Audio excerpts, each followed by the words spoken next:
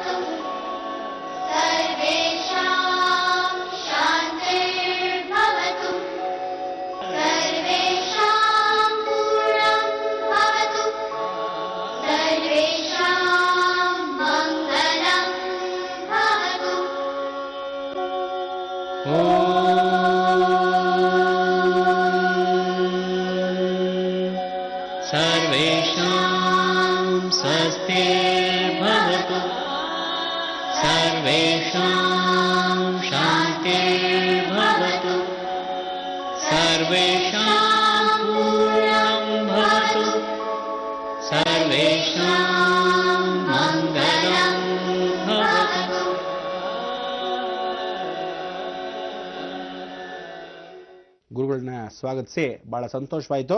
ಆದರೆ ಆ ರಥೋತ್ಸವ ಎಷ್ಟು ಚೆನ್ನಾಗಿ ನಡೀಬೇಕು ಅಂತೀರಾ? ರಥೋತ್ಸವಕ್ಕೆ ಮೊದಲು ಏನೇನೋ ರೆಡಿ ಮಾಡ್ಕೊತಾರೆ, ಎಷ್ಟು ಜನ ಸೇರ್ತಾ ಇದ್ದಾರೆ, ಅವರೆಲ್ಲ ಆ ರಥದ ಮೇಲೆ ಹಾಕಬೇಕಾದ ವಿಧಿವಿಧಾನಗಳು ಏನು ಎಲ್ಲ ತಿಳ್ಕೊಳ್ಳಿ. ರಥೋತ್ಸವವನ್ನು ಬಹಳ ಚೆನ್ನಾಗಿ ನೋಡಿ. ತದನಂತರ ರಥೋತ್ಸವ ರಥ ಹೊರಡಕ್ಕೆ ಮೊದಲು ನಾವುಗಳು ಏನು ಮಾಡಬೇಕು ಅನ್ನೋದನ್ನು ಆಮೇಲೆ ತಿಳಿಸ್ಕೊಡ್ತೀನಿ. ಮೊದಲೀಗ ರಥದ ಸಿದ್ಧತೆ, ರಥದ ಪೂಜೆ, ರಥದ ಕೈಂಕರ್ಯ ನೋಡಿ.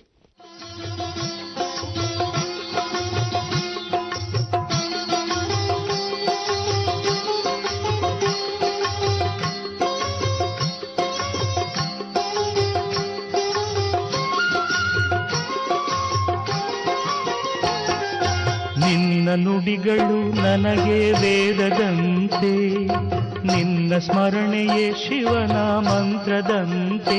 ಸಿದ್ಧಲಿಂಗೇಶ್ವರ ಸಿದ್ಧಲಿಂಗೇಶ್ವರ ಸಿದ್ಧಲಿಂಗೇಶ್ವರ ಸಿದ್ಧಲಿಂಗೇಶ್ವರ ಎಂದಾಗ ಬದುಕು ಸಾರ್ಥಕವಾದಂತೆ. ನಿನ್ನ ನುಡಿಗಳು ನನಗೆ ವೇದದಂತೆ, ನಿನ್ನ ಸ್ಮರಣೆಯೇ ಶಿವನ ಮಂತ್ರದಂತೆ.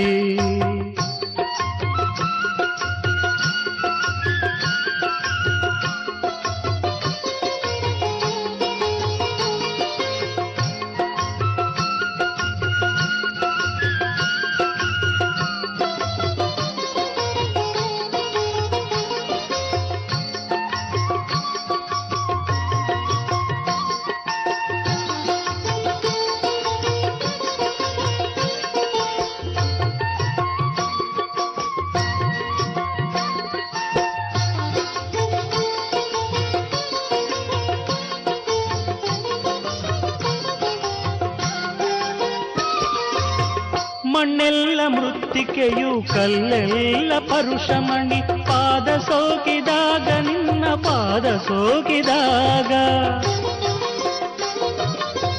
ಮಣ್ಣೆಲ್ಲ ಮೃತ್ತಿಕೆಯು ಕಲ್ಲೆಲ್ಲ ಪರುಷಮಣಿ, ಪಾದ ಸೋಕಿದಾಗ ನಿನ್ನ ಪಾದ ಸೋಕಿದಾಗ.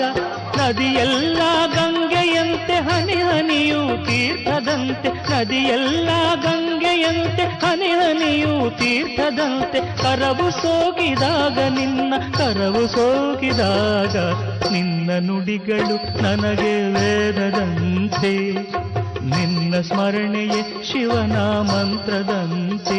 ಸಿದ್ಧಲಿಂಗೇಶ್ವರ ಸಿದ್ಧಲಿಂಗೇಶ್ವರ ಸಿದ್ಧಲಿಂಗೇಶ್ವರ ಸಿದ್ಧಲಿಂಗೇಶ್ವರ ಎಂದಾಗ ಬದುಕು ಸಾರ್ಥಕವ.